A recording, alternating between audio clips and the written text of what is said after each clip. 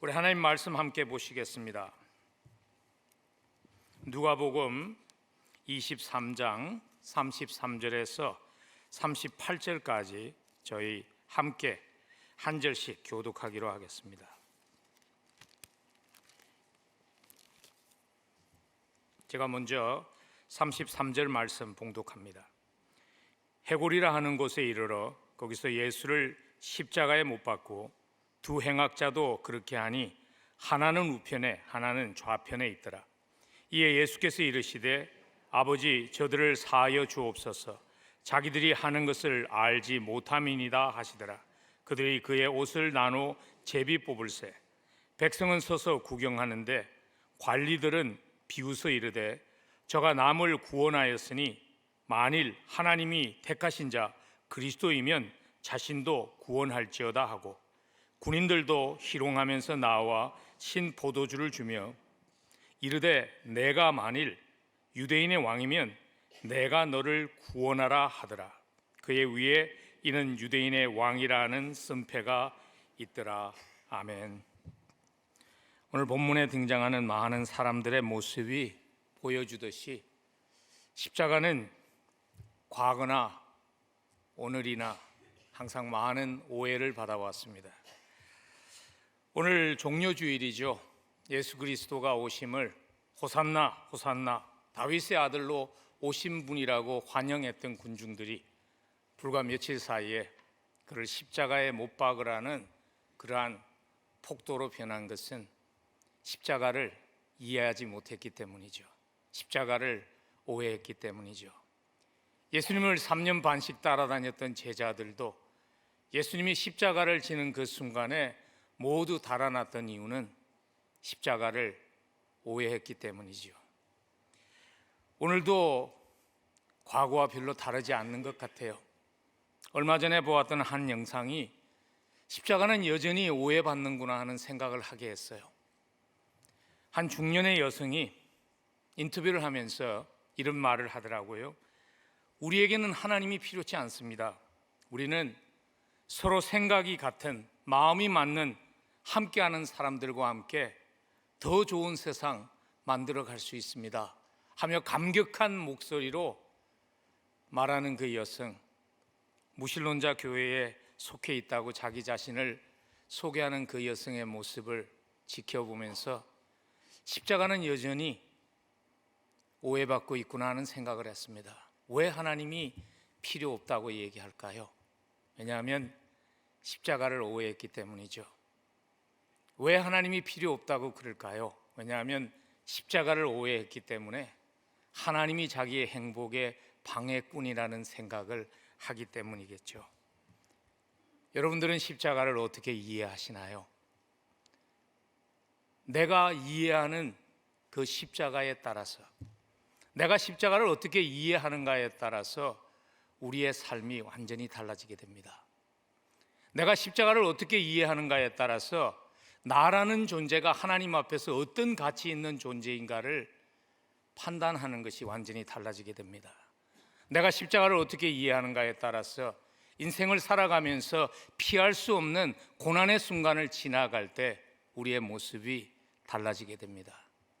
그래서 고난 주간을 지나가면서 오늘부터 시작해서 십자가에서 예수님이 하셨던 그 한마디 한마디를 귀를 기울이고 묵상하며 십자가의 의미를 다시 한번 새롭게 하는 시간을 가지려고 그럽니다. 오늘 아침에 우리가 듣고 있는 주님의 음성은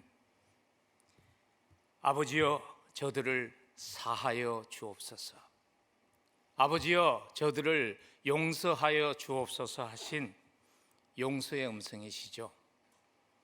십자가에서 예수님이 첫 번째로 하신 말씀이 용서의 메시지, 용서의 기도였다는 것은 결코 우연이 아닙니다. 예수님께서 십자가에서 아버지여 저들을 사하여 주옵소서 하는 그 음성이 첫 마디였다는 것은요, 용서가 하나님께 얼마나 중요하다는 것을 보여줍니다. 용서가 하나님의 우선순위의 영분임을 보여줍니다. 그래서 예수님께서 하나님께 무엇이 가장 중요한지를 가장 잘 아셨던 예수님께서 제일 먼저 십자가에서 드렸던 기도가 하나님, 저들을 용서해 주십시오. 저들이 지금 무엇을 하고 있는지 모릅니다. 그래서 저렇게 하는 것입니다 하는 용서의 메시지를, 용서의 기도를 하신 것이죠. 근데 여러분, 혹시 우리는 복음서를 읽으면서요, 예수님의 발자취를 따라가면서 혹시 이렇게 가볍게 생각하고 지나가는 실수를 하고 있지는 않는지 모르겠습니다. 예수님이니까 당연히 그렇게 할 수 있었다고, 예수님이니까 그건 그렇게 어렵지 않았다고 우리는 혹시 가볍게 생각하지 않는지 모르겠습니다.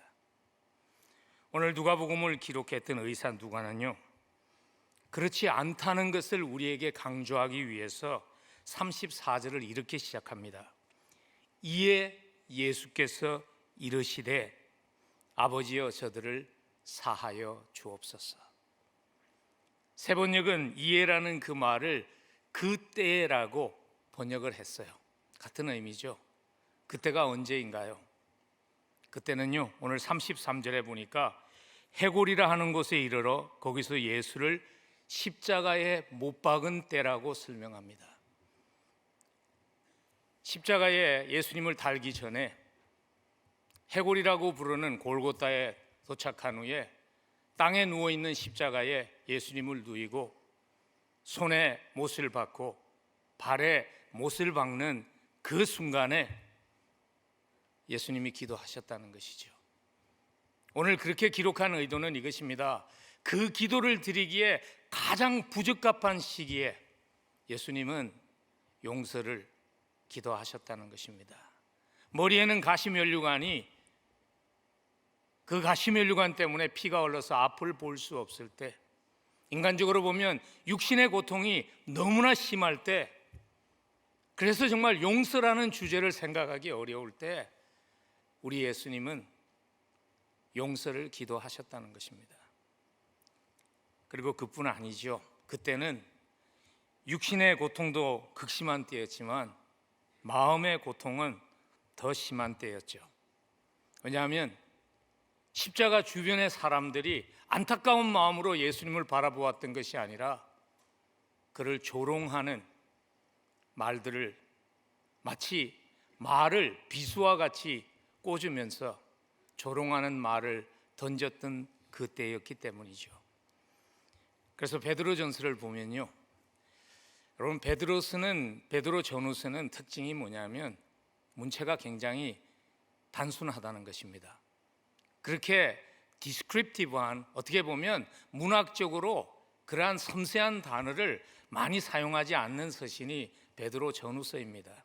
근데 예수님의 십자가의 사건을 묘사하면서는요, 굉장히 특별한 단어를 사용합니다. 그래서 한국 성경에도 보면 베드로전서 2장 23절을 이렇게 번역합니다. 욕을 당하시되 모욕을 당하셨으나, 여기서 지금 욕을 당하셨다 하는 그 표현, 그렇게 번역된 헬라어 동사는요, 아주 심한 상처를 받은 경우에 사용하는 그러한 단어였다고 그래요. 그래서 영어 번역을 보면은 그냥 모욕을 당했다 그렇게 표현하기보다는 마치 돌을 던지듯 수많은 사람들이 모욕의 돌을 던졌다는 그러한 표현으로 영어 성경이 번역을 합니다. hurled their insults at him. 모욕의 그 돌을 막 던지는 그때에 예수님께서 아버지여 저들을 용서하여 주옵소서 기도했다는 것이죠. 오늘 본문을 보니까 권력 잡은 자들이 조롱하면서 모욕의 돌을 던지죠. 35절에 보니까 백성은 서서 구경하였는데 관리들은 비웃어 이르되 저가 남은 구원하였으니 만일 하나님이 택한 자 그리스도이면 자기도 구원할지어다. 남들 그렇게 많이 구원했는데 왜 자기는 구하지 못해? 조롱하면서 조롱의 돌을 던졌다는 것이죠. 근데 로마 군인들도 합류합니다. 36절과 37절에 보면 군인들도 희롱하면서 신포도주를 주면서 말하기를 내가 만일 유대인의 왕이면 내가 너를 구원하라 하더라. 왕에게는 많은 군사가 있습니다. 네가 만일 왕이면 이 시간에 너의 군사들을 동원하라는 것이죠. 여러분, 인생을 살아가면서 그런 일이 없으면 좋지만 우리도 종종 예수님 정도는 아니지만 이런 아픔을 경험할 때가 있지 않나요? 너무 억울한 아픔을 당하는데, 너무 아픔이 깊은데 주변에서 들리는 소리가 더 아픔을 어렵게 하는 그러한 말들을 들을 때 있지 않나요? 잘난 체 하더니 그럴 줄 알았어. 여러분, 그런 말을 들으면 어떤 생각이 드나요? 솔직하게 이런 생각 들지 않나요? 어떤 일이 있어도 저런 인간들은 용서할 수 없어 하는 것이 우리 어쩌면 당연한 그러한 모습 아닌가요? 그런 상황보다 더 극심한 상황이었습니다. 예수님은 조롱하는 사람들을 향해서 아버지여 저들을 사하여 주옵소서 용서의 기도를 올립니다. 근데 더 놀라운 것은 이것입니다. 아들을 그렇게 사랑하시는 하나님 아버지가 그 기도를 들으셨다는 것입니다. 그리고 그 용서를 구하는 기도를, 그 아버지가 그 기도를 리젝트하며 천군 천사를 보내서 아들을 구원하지 아니하고 아들의 기도를 들으시고 예수님을 비웃는 그들을 용서하셨다는 것입니다. 어떻게 그런 일이 있을 수 있을까요? 왜냐하면요, 하나님의 용서는, 예수님의 용서는 사랑하는 사람들만을 향한 용서가 아니라 원수들을 향한 용서이기 때문에 그렇습니다. 여러분, 이것이 기독교가 세상 모든 다른 종교와 다른 것이지요. 여러분, 세상의 모든 종교에 한 가지 공통점이 있습니다. 뭔지 아세요? 조건부 용서입니다. 조건부 사랑입니다. 회개하면, 과거의 죄를 뉘우치면, 행실을 바로 하면, 또 선행을 많이 해서 크레딧을 쌓으면, 일정한 자격이 되면 용서하고 받아준다는 것이 세상의 모든 다른 종교의 조건적 용서, 조건적 사랑 아닌가요? 근데 우리는 조건적 용서에 너무나 익숙하죠. 그래서 때로는 하나님의 무조건적인 용서가 어색할 때가 많은 것이죠. 어떤 분이 저에게 그러더라고요. 기독교는 너무 가볍습니다.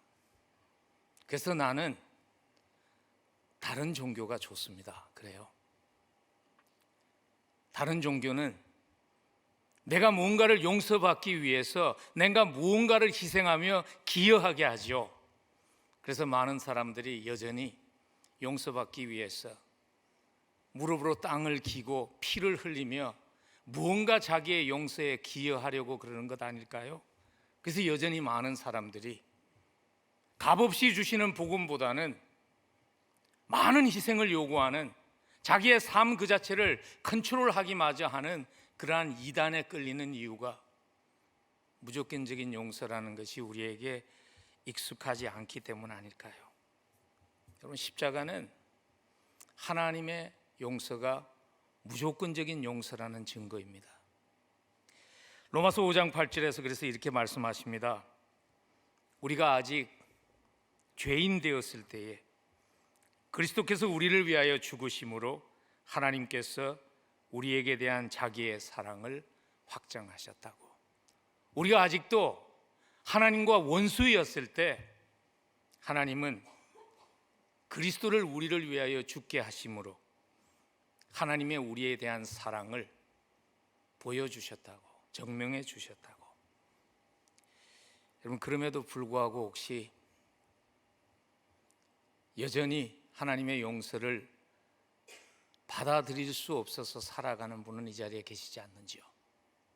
왜냐하면 나의 과거에 살아온 모습이 하나님을 대적했던 나의 모습이든지 살아오면서 일어났던 부끄러운 그러한 과거의 기억들이 하나님이 나를 용서할 수 없다는 생각으로 하나님의 용서를 거부하며 살아가게 하시지는 않는지요? 저는 종종 그런 분들을 목회를 하면서 만납니다. 십자가 은혜를 전했을 때 돌아오는 반응이요, 목사님이 날 몰라서 그렇습니다. 하나님이 날 용서하실 수 없습니다. 여러분, 하나님이 날 용서하실 수 있을까 하는 질문은 잘못된 질문이에요. 왜냐하면 십자가의 사건을 통해서 하나님은 이미 우리를 용서하셨어요. 문제는 하나님이 나를 용서할 수 있는가가 아닙니다. 문제는 내가 그 하나님의 용서를 받아들일 수 있는가 하는 것이죠. 하나님께서 이미 십자가에서 선포하셨습니다. 내가 죄인들을 그 모습 그대로 사랑하신다고 선포하셨습니다. 그럼에도 불구하고 어떤 분들은 이렇게 말합니다. 그래서 나는 하나님이 싫다고, 그래서 나는 기독교가 싫다고, 그래서 이 세상에 그렇게 살면서 뻔뻔스럽게 살아가는 인간들이 많은 것이라고, 나는 그래서 그냥 용서해주는 기독교가 싫다는 사람들, 우리 주변에서 종종 만나지 않나요? 아마 받은 상처가 너무 깊어서 그럴 수도 있겠죠. 저는 또 한 가지 이유가 있다고 생각합니다. 그 이유는요, 하나님의 용서를 오해하기 때문입니다. 하나님의 용서를 마치 권력 가진 자의 사면으로 오해하기 때문입니다. 왜냐하면 우리는 그런 것이 너무 익숙해요. 여러분, 정권이 바뀔 때마다 새 정부가 사면합니다. 놓아줍니다. 근데 보면 그 사면은 보통 이렇지 않나요? 다 그런 건 아니지만 저는 가끔 그런 생각합니다. 이 사람 왜 놔주지? 하는 생각합니다. 상처 입은 사람들의 그 아픔에는 아랑곳 없이 권력 자본자의 고난으로서 그냥 놓아주는 사면이 많이 있잖아요. 그래서 혹시 하나님의 용서를 그렇게 오해하고 있는 것은 아닐까요? 그래서 나는 그런 하나님이 싫다고 말하는 것 아닐까요? 여러분, 하나님의 용서는, 예수님의 용서는요, 아무런 대가도 지불하지 않고 가진 자의 권력과 고난을 마음대로 휘두른 그러한 용서가 아닙니다. 오늘 십자가에서 흘러나온 예수님의 첫 마디가 그렇지 않다고 증거하시죠. 아버지여, 저들을 사하여 주옵소서. 이 한마디는 우리에게 말씀해 주십니다. 용서는 값싼 것이 아니라고. 하나님의 용서는 결코 값싸게 이루어지지 않았다고. 하나님의 용서는 비싼 대가를 지불함으로 이루어졌다는 것을 보여줍니다. 여러분, 예수님은요, 십자가를 지시기 전에 한 번도 하나님께 이런 간청을 하신 적이 없습니다. 예수님은 십자가를 지시기 전에는 하나님께 한 번도 저 사람들을 용서해 달라고 기도하실 필요가 없었습니다. 왜냐하면 예수님에게 용서할 수 있는 고난이 있었기 때문이죠. 여러분, 복음서를 읽으면 예수님께서 마음껏 하나님께 기도하지 않고 마음껏 죄를 사해 주시고 용서하는 장면들이 나오지 않습니까? 우리에게 잘 익숙해진 한 사건이죠. 마태복음 9장에 보면 죄의 문제 때문에 중풍이 걸린 친구를, 침대에 누워있는 친구를 내 친구가 침대채 들고 와서 예수님께 치료를 해달라고 했을 때 예수님께서 이런 얘기를 하시죠. 예수께서 그들의 믿음을 보시고 중풍병자에게 이르시되 작은 자야 안심하라, 내 죄 사함을 받았느니라. 용서하셨죠. 그리고 예수님께서 마태복음 9장 6절에서 설명하십니다. 인자가 세상에서 죄를 사하는 권능이 있는 줄을 너희로 알게 하기 위해서 내가 그 일을 행했다고 설명하십니다. 예수님이 그 얘기하십니다. 나에게 죄인을 마음껏 용서할 수 있는 고난과 능력이 주어졌다고. 근데 왜 예수님은 십자가에서 여러 번 하나님께 간청하며 하나님 그들을 용서해 주십시오 기도했을까요? 왜냐하면요, 십자가에 매달리시면서 예수님은 하나님의 아들에게 주신 모든 고난을 우리의 죄를 대신하시기 위한 대가로 포기하셨기 때문입니다. 십자가의 사건은요, 그냥 예수님이니까, 하나님이니까 아무런 값 없이 이루어진 사건이 아닙니다. 그래서 사도 바울은 그 후에 얼마나 비싼 대가가 이루어졌는가를 이렇게 묘사했지요. 빌립보서 2장 6절과 7절에서 그는 근본 하나님의 본체시나 하나님과 동등됨을 취할 것으로 여기지 아니하시고 오히려 자기를 비워 종의 형태를 가지사 사람들과 같이 되셨고 사람의 모양으로 나타나사 자기를 낮추시고 죽기까지 복종하셨으니 곧 십자가에 죽으심이라.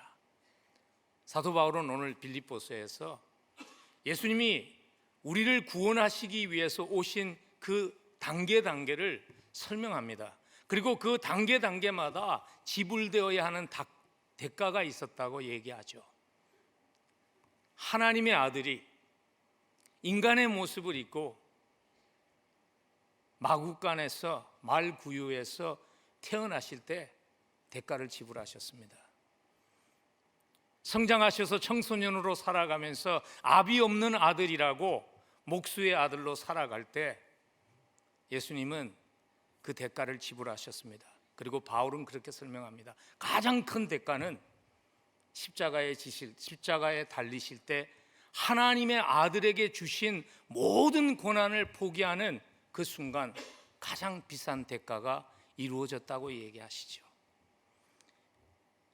그래서 보면 십자가에서 아버지를 향해서 아버지여, 하나님을 아버지라며 부르면서 시작되었던 그 기도가, 아버지여 저들을 사하여 주옵소서 시작되었던 기도가 이제 뒤에 가면 이렇게 변합니다. 나의 하나님, 나의 하나님, 어찌하여 나를 버리셨나이까. 더 이상 하나님을 아버지라 부를 수 없는 자리까지 내려가신 것이죠. 왜냐하면 우리의 죄가를 지불하기 위해서 그 모든 죄를 대신 쓰셨을 때는 처음으로 하나님과 아들의 관계가 깨어진 것입니다. 그래서 더 이상 하나님을 아버지라 부를 수 없었습니다. 그래서 나의 하나님, 나의 하나님, 어찌하여 나를 버리셨냐고 기도하셨습니다. 여러분, 십자가가 하나님이니까 어렵지 않게 아무런 대가도 지불함이 없이 일어났던 사건으로 오해하지 마십시오. 십자가의 사건을 오해하면 하나님의 공의를, 하나님의 저스티스를 오해하게 됩니다. 하나님이 만일 아무런 대가도 지불함이 없이 하나님이니까, 권력이 있으니까, 힘이 있으니까 마음껏 용서하셨다면 하나님은 공의의 하나님이 될 수 없는 것이죠. 여러분, 우리가 세상을 살다 보면 우리를 분노하게 하는 일 중에 하나가 그거 아닌가요? 죄 지은 자가 벌을 받는 것이 아니라 힘없는 자가 억울하게 벌을 받는 거 아닌가요? 힘이 있으면 힘없는 자가 누군가 대신 벌을 받고 자기는 피할 수 있는 것이 우리가 살고 있는 이 세상의 시스템 아닌가요? 저는 고등학교 시절 때 예수 그리스도를 알지 못했을 때 그런 경험을 했어요. 학교에서 학교 이전 반대 데모를 했는데 세 친구가 잡혔어요. 한 친구는 당시에 주일 대사였던 분의 아들이었고요. 한 친구는 국무총리의 조카였고요. 한 친구는 야간학교 교사를 하는 가난한 집안의 아들이었습니다. 주동자는 앞에 언급한 두 친구였고, 가난한 야간학교에서 선생하는 그 집안의 아들은 글을 잘 써서 그냥 문서만 작성한 것 뿐이었는데 보니까 두 친구는 근신을 당했는데 세 번째 친구는 퇴학을 당했습니다. 여러분, 그게 우리가 살고 있는 이 세상의 시스템일 때가, 현실일 때가 많지 않나요? 그래서 한 영화가 그걸 참 잘 그렸죠. 마지막 황제라는 영화에서 이런 장면이 나옵니다. 어린아이가 왕이 됐어요. 동생이 보기에도 좀 이상한 거예요. 그래서 형에게 물어봅니다. 형, 황제가 잘못하면 누가 벌을 받지? 그랬더니 황제가 답하죠. 왕이 잘못하면 딴 사람이 벌을 받지. 그러면서 옆에 있던 항아리를 확 던집니다. 그랬더니 옆에 있던 신하가 매를 맞습니다. 여러분, 이게 우리가 살고 있는 세상의 모습일 때가 많습니다. 그래서 어떤 분들은 하나님을 원망하지 않나요? 하나님이 공의의 하나님이라면 어떻게 이런 일이 일어나는 것을 허용할 수 있는가? 그래서 나는 그런 하나님을 믿을 수 없다고. 여러분, 사실 하나님에게는요, 마음껏 하실 수 있는 힘과 권한이 있습니다. 근데 하나님은 공의의 하나님이니까 그렇게 하시지 않았습니다. 하나님은 God of Justice. 그래서 그렇게 하실 수 없었습니다. 그래서 하나님은 죄인을 용서하기 위해서 대신 죄값을 지불하시고 벌을 받으심으로써 죄와 벌의 시스템을 완전히 뒤집어 놓으셨죠. 왕이 잘못했는데 약한 사람, 다른 사람이 벌을 받는 것이 아니라 종이 잘못했는데 왕이 벌을 받으심으로 세상의 벌과 죄의 시스템을 완전히 바꾸어 놓으셨죠. 여러분, 이것이 기독교가 다른 종교와 다른 것입니다. 여러분, 어떤 세상의 종교에 그를 숭배하는 그들의 죄를 위해서 신이 죄값을 위해 죄값을 지불하고 죽은 그러한 종교가 어디에 있습니까? 그렇지만 여전히 우리에게 사실 그런 사랑이 너무 생소하죠. 그런 용서가 너무 생소하죠. 여러분, 그래서 혹시 그 용서를 계속 받기를 어색해하고 거부하면서 살고 있지는 않는지요? 여러분, 하나님께서 이미 용서를 십자가를 통해서 이루셨습니다. 그러나 우리가 그 용서를 온전히 받아들이지 못할 때 우리는 여전히 우리 자신을 감옥 속에 가둔 채 살아가게 되죠. 과거의 아픔이라는, 과거의 후회라는, 원망이라는 감옥 속에 우리 자신을 가두고 살아가게 되죠. 하나님의 용서를 받아들이지 못하면요, 용서 속에 담겨 있는 가장 소중한 선물은 무엇인가 하면 자유함입니다. 자유입니다. 그래서 헬라어 단어로 용서라는 단어가 자기 자신을 풀어주었다는 단어입니다.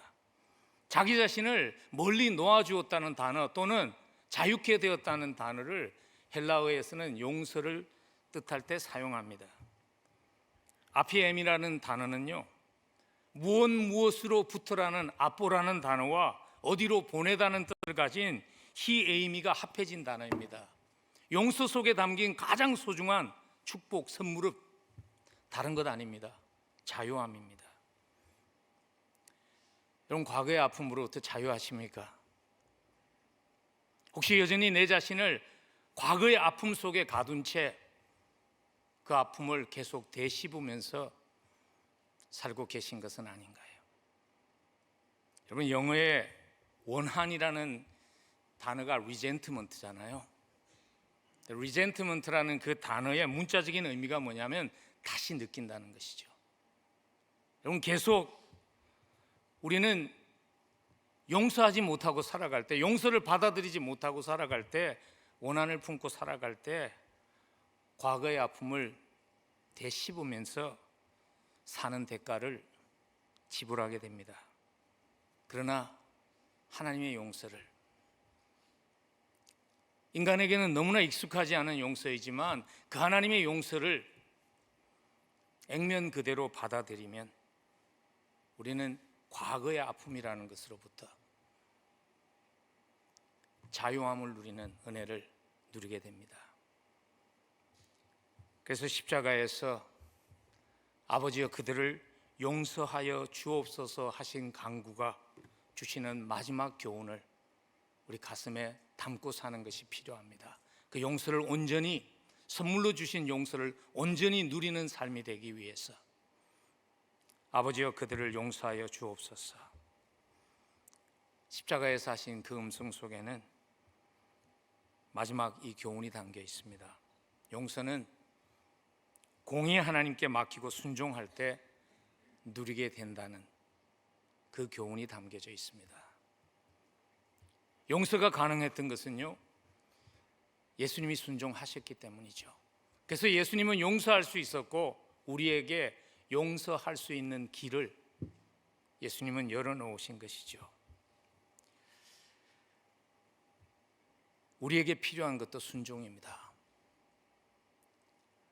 하나님께서 이미 누구나 십자가의 은혜 입은 그 하나님의 자녀이면 누구든지 용서를 누릴 수 있도록 이미 다 이루셨습니다. 근데 그것이 온전히 나의 것이 되려면 우리에게 필요한 것도 예수님과 같이 순종이 필요한 것입니다.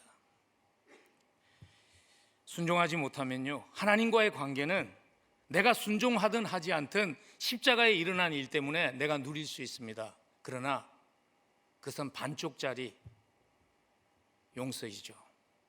왜냐하면 하나님과의 관계에서는, 하나님과 나와의 관계에서는 자유함을 누릴 수 있지만 사람과 사람과의 관계에서 우리가 자유함을 누리지 못할 때 우리는 하나님이 선물로 주신 그 용서를 반쪽만 누리는 삶을 살게 되는 것이죠. 그래서 주님께서 이렇게 기도하라고 가르치신 것입니다. 주기도문 기억하시죠? 우리가 우리에게 죄 지은 자를 사하여 준 것 같이 우리의 죄를 사하여 주옵시고. 많은 분들이 이 기도를 오해합니다. 마치 하나님의 용서라는 것이 조건부의 용서인 것처럼 오해합니다. 내가 용서하지 않으면 하나님이 나를 용서하지 않는다. 아닙니다. 하나님의 용서는 무조건적인 용서입니다. 근데 왜 예수님은 이 기도를 하라고 그러셨을까요? 왜냐하면 하나님의 용서를 누리기 위해서 내가 용서하는 부분을 우리가 순종하지 않을 때 하나님은 이미 다 우리에게 선물로 주셨지만 우리가 그 선물을 온전히 누릴 수 없기 때문이죠. 여러분, 용서가 신앙인으로 살아가면서, 하나님의 백성으로 살아가면서 어쩌면 가장 어려운 일 아닌가요? 그래서 오늘 이런 주제가, 설교의 주제가 그 누구에게도 편하지 않은 이유 아닐까요? 여러분, 용서가 어렵지만 꼭 필요한 것입니다. 어떻게 하면 나에게 아픔을 준 대상을 용서함으로 하나님의 용서를 온전히 누릴 수 있을까요? 제일 먼저 필요한 것은요, 하나님의 중심을, 하나님의 마음을 온전히 이해하는 것입니다. 하나님이 우리에게 용서하라고 용서하는 순종을 요구하시는 것은요, 하나님이 이렇게 하는 것 아닙니다. 내가 이렇게 큰 것 해줬는데 그것도 못해? 그 정도는 도리로서 해야 되는 거 아니야? 그런 요구를 하시는 것 아닙니다. 하나님의 중심은요, 하나님께서 가장 큰 대가, 아들의 생명을 희생하시면서 우리를 자유케 하시기를 원하셨습니다. 그래서 그 일을 이루었는데 우리가 그것을 누리지 못하는 것이 너무나 안타까운 것입니다. 하나님의 마음을 이해해야 합니다. 하나님은 우리에게 가장 좋은 것을 선물로 주시기를 원하시는 하나님이십니다. 십자가에서 이루신 그 용서라는 그 선물 속에는요, 자유하게 한다는 선물이 담겨 있고요, 또 하나의 소중한 선물이 담겨져 있습니다. 그 선물이 무언가 하면 하나님을 닮는 선물입니다. 여러분, 어릴 때 그런 기억 없으세요? 누가, 내가 두 부모 중에서 보통 둘 다 좋아하는 경우 별로 없잖아요. 한 사람을 더 좋아하는데 그분 닮았다 그러면 되게 기분이 좋죠. 제 아내는 그러더라고요. 제가 그 누군지는 말을 안 하는데 사람들이 와서 너 누구 닮았다 그러면 자기가 속이 상해서 울었대요. 자기는 다른 부모 중에 다른 분을 닮았다는 얘기를 듣고 싶은데 누가 와서 너 누구 닮았다 그러면 속이 상해서 울었대요. 저는 기억해요. 어릴 때 사람들이 저보고 그런 얘기를 해주면 너무 기분이 좋았어요. 너 너희 어머니 닮았다. 그래서 네가 네 어머니 눈을 닮아서 네 눈이 아름다운 것 네 어머니 닮았다 그러면 기분이 너무 좋았어요. 왜냐하면 저에게는 우리 어머님은 항상 아름다운 여인으로 기억되었기 때문입니다. 여러분, 하나님께서 너무 어려운 거죠. 인간적으로 용서라는 것이. 근데 그 용서를 하는 순종을 원하시는 이유가 뭐냐면 우리가 하나님을 닮는 기쁨을, 하나님을 닮는 그 축복을 누리기를 원하신 것입니다. 예수님께서 그래서 이렇게 잘 설명하셨어요. 마태복음에서요. 마태복음 5장 44절에서 나는 너희에게 이르노니 너희 원수를 사랑하며 너희를 박해하는 자를 위하여 기도하라. 그렇게 말씀하신 후에 왜 그렇게 하라는지 설명을 하십니다. 5장 45절에서 이같이 한즉 하늘에 계신 너희 아버지의 아들이 되리니 이는 하나님이 그 해를 악인과 선인에게 비추시며 비를 의로운 자와 불의한 자에게 내려주심이라. 문맥을 보면요, 하나님의 아들이 된다는 것은, 아버지의 아들이 된다는 것은 아버지를 닮은 자가 된다는 것이죠. 우리는 용서할 때 하나님을 닮은 그 자부심을 가지고 살게 됩니다. 그래서 하나님 그거 원하십니다. 하나님의 중심을 이해해야지 어려운 순종 우리가 감당할 수 있습니다. 또 한 가지, 어려운 용서하는 순종하기 위해서 또 한 가지 필요한 것은 이것입니다. 하나님의 중심을 이해해야 되고요, 그리고 하나님을 신뢰할 수 있어야 됩니다. 무엇을 신뢰해야 되는가 하면 하나님이 나보다 더 잘 심판하실 수 있다는 것을 신뢰해야 합니다. 로마서 12장 19절 우리 한번 함께 읽으면 좋겠습니다. 로마서 12장 19절 함께 읽습니다. 시작. 내 사랑하는 자들아, 너희가 친히 원수를 갚지 말고 하나님의 진노하심에 맡기라. 기록되었으되 원수 갚는 것이 내게 있으니 내가 갚으리라고 주께서 말씀하시니라. 하나님이 우리에게 그렇게 말씀하십니다. 내가 갚으면 더 잘 갚어, 나한테 맡겨. 여러분, 그걸 온전하게 믿었기 때문에 예수님의 그 기도를 할 수 있었던 한 사람 기억하시나요? 스데반 집사. 돌에 맞아서 순교하면서 그가 예수님의 기도를 하죠. 이 죄를 그들에게 돌리지 마옵소서. 예수님께서 하나님, 이들을 용서해 주십시오. 그들이 지금 왜 자기들이 저렇게 하는 것을 알지 못합니다는 거의 같은 내용의 기도를 했죠. 이 죄를 그들에게 돌리지 마옵소서. 스데반 집사가 그렇게 할 수 있었던 이유는 딱 하나라고 생각해요. 왜냐하면 하나님이 더 잘 심판하신다는 것을 믿었기 때문이죠. 그리고 하나님 그렇게 하셨습니다. 사도행전을 보면요, 스데반이 순교하는 그 장면을 묘사하면서 하나님이 하셨다는 것을 우리에게 전하기 위해서 사울이라는 한 청년이 돌을 던지는 사람들의 주동자로 그들의 웃도리를 다 관리하고 있는 장면을 누가는 의도적으로 기록합니다. 그가 주동자라는 거죠. 그리고 하나님이 주목하셨다는 것이죠. 그리고 하나님이 멋있게 갚으셨잖아요. 사울을 다메섹 도상에서 꼬꾸라지게 하시고 사울이 바울 되게 하셔서 스데반이 그렇게 전하기를 원했던 복음을 사울이 대신 바울이 되어서 전하게 하시는 통쾌한 심판을 하나님이 하시죠. 근데 아마 여러분들 가운데 이런 생각하는 분들 계실 겁니다. 내가 그래서 하나님께 못 맡기는 겁니다. 내가 원하는 심판과 하나님이 하시는 심판이 일치하지 않기 때문에 내가 그래서 하나님께 못 맡기는 겁니다. 우리가 말로는 하나님이 가장 좋은 길을 아신다고 말하지만 실제로 우리가 그렇게 믿지 않을 때가 많죠. 우리뿐만 아니죠. 선지자들도 그랬습니다. 요나가 그러지 않았나요? 하나님께서 니누에에 가서 복음을 전하라고 그랬을 때 여러 가지 우여곡절 끝에 결국은 순종하고 니누에로 가서 복음을 전하죠. 회개하라고, 회개하지 않으면 하나님이 심판하신다고. 근데 니누에 그 백성들이 회개하잖아요. 그때 요나의 반응 기억하시죠? 화가 났잖아요. 하나님께 불평하잖아요. 내가 하나님이 이렇게 할 줄 알았습니다. 내가 그래서 안 간다고 그런 거 아닙니까? 여러분, 용서하지 못하면 우리도 요나같이 됩니다. 용서하지 못하면요, 내가 믿지도 않는 복음을 전하며 사는 요나와 같은 모습이 됩니다. 저는 얼마 전에 한 목회자의 설교를 들었어요. 분노에 가득 찬 메시지. 마음속에 쓴 물이 막 그냥 베어져서 나오는 설교를 들었어요. 제가 느낄 수 있었습니다. 배신당함에 대한 분노, 그 원망의 썬물이 쏟아져 나오는 메시지를 들었어요. 왜냐하면 그분은요, 젊음을 바쳐서 교회를 세웠어요. 교회가 아름답게 성장했습니다.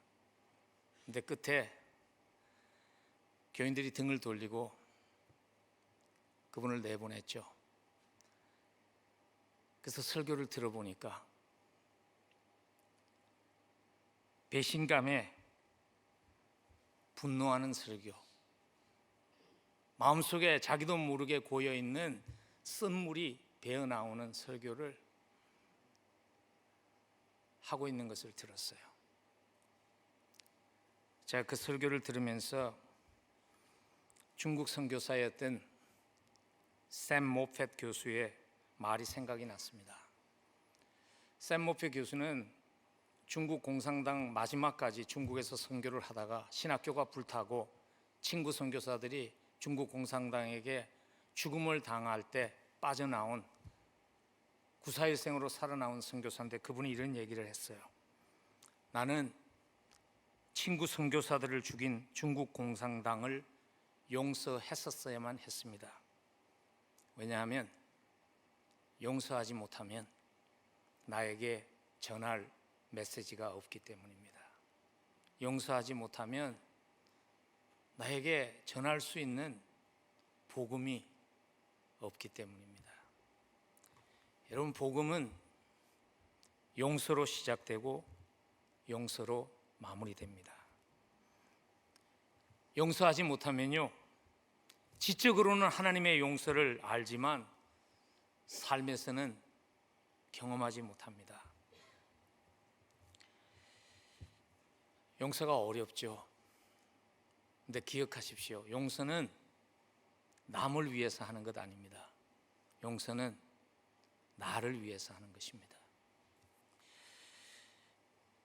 얼마 전에 두 사람의 인생을 비교해야 하는 그러한 시간이 저에게 있었습니다. 한 분은 유대인이었죠. 그리고 이태리의 화학자였는데, 케미스트였는데 2차 대전 때 아우슈비츠 강제 노용소에 끌려가서 친구들은 다 게스 체인버에서 죽고 9.4일생으로 살아났죠. 그래서 그 후에 작가가 돼가지고 책들을 쓰며 나치의 그 잔악함을 고발했던 작가가 있습니다. 프리모 레비라는 작가. 아마 여러분들 가운데서 읽으신 분들도 많죠. 이것이 인간인가 하는 책을 써서 인간의 잔악성을 고발했죠. 근데 이분은 고발의 글은 많이 썼어요.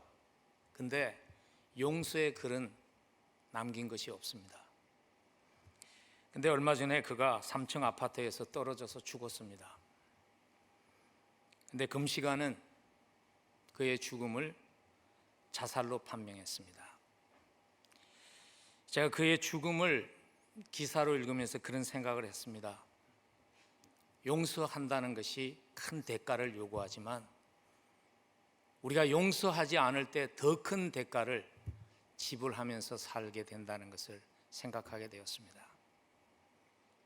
그래서 그때 생각났던 또 다른 선택을 했던 한 하나님의 사람이 생각이 났습니다. 그는 요셉입니다. 여러분, 요셉은 너무 잘 아시잖아요. 형제들이 노예로 팔아가지고 노예로 살았던, 정말 여러 고생들을 다 하면서 살았던 요셉의 스토리. 근데 여러분, 그 스토리를 혹시 우리가 자칫 잘못하면 지나치기 쉬운 한 부분이 있어요. 그게 뭐냐 하면, 기근이 왔을 때 요셉의 형제들이 찾아오거든요. 그때 요셉이 할 수 있었어요. 그들을 감옥에 갇힐 수도 있고 용서할 수도 있는데 아주 이상한 일을 하잖아요. 음식을 줘요. 근데 음식 보따리에다가 은동전을 숨겨요.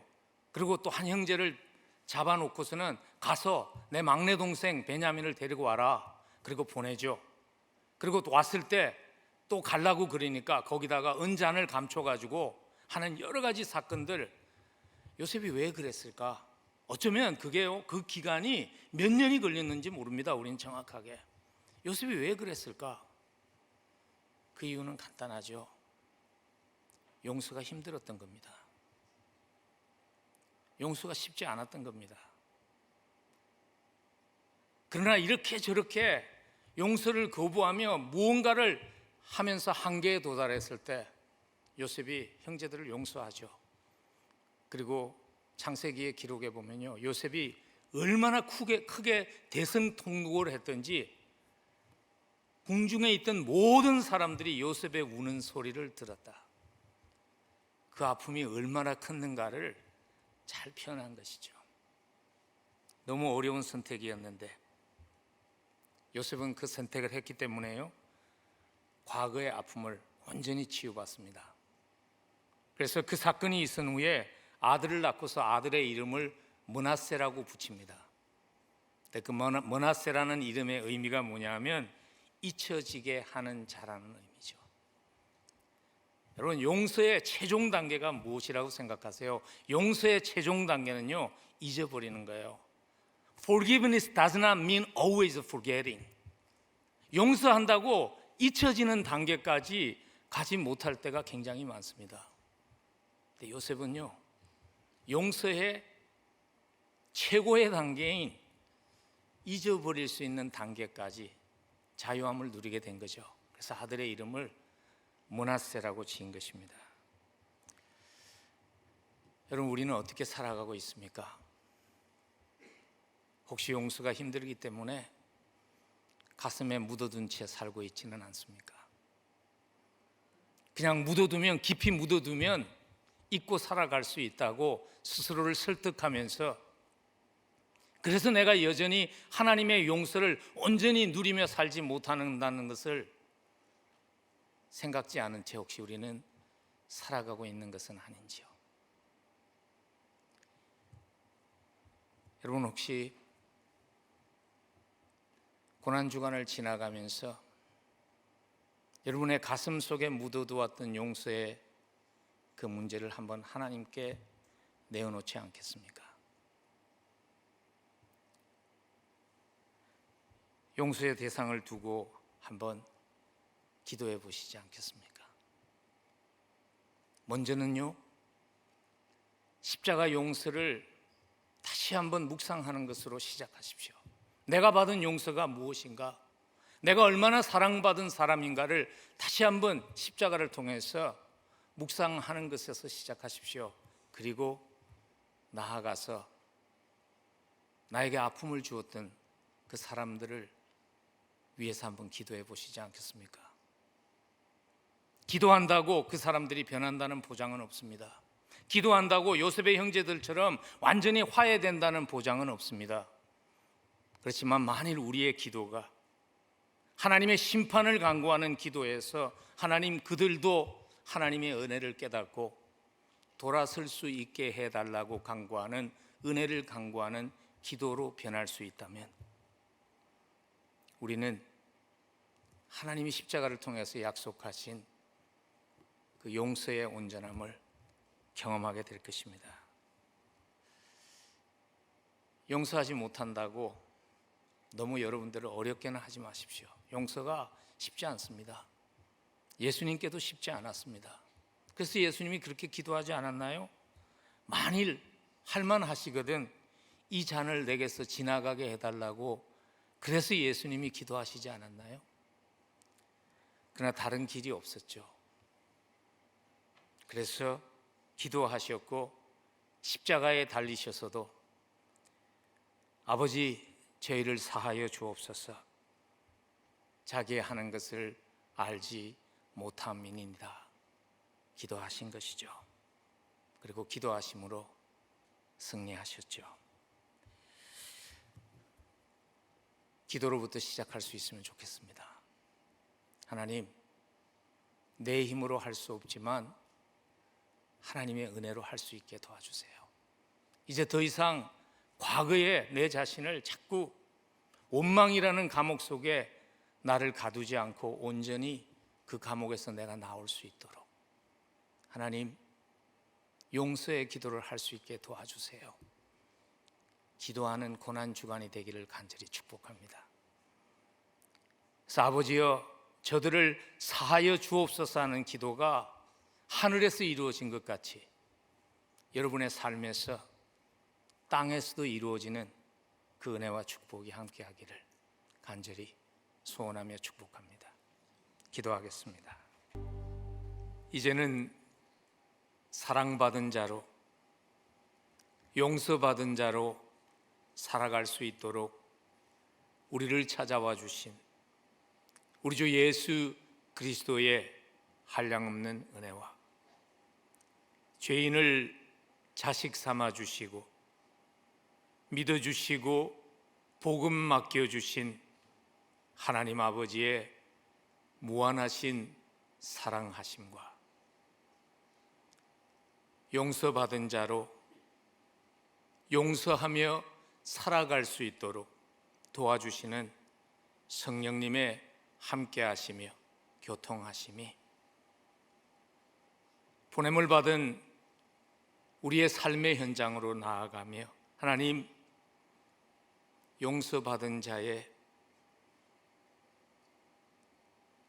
그 은혜가 우리의 말과 행동을 통해 흘러나올 수 있도록 주님 도와 주옵소서. 기도하며 이 자리를 떠나는 사랑하는 성도들의 삶 위에와 그들의 가정과 그들의 생업 위에 그리고 하나님의 몸된 교회 위에 지금부터 영혼까지 함께 하시옵기를 간절히 축원하옵나이다.